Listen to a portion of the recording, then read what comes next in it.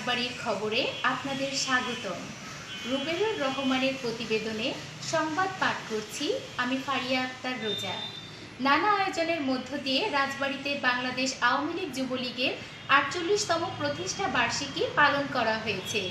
এই উপলক্ষে বুধবার বেলা ১১টার দিকে জেলা আওয়ামী লীগের কার্যালয় প্রাঙ্গণে জাতীয় ও সাংগঠনিক পতাকা উত্তোলন করা হয়। পরে জাতির জনক বঙ্গবন্ধু শেখ মুজিবুর রহমান ও যুবলীগের প্রতিষ্ঠাতা শেখ ফজলুল হক মনির প্রতিকৃতিতে পুষ্পমাল্য অর্পণ, দোয়ার মাহফিল ও কেক কাটা হয়।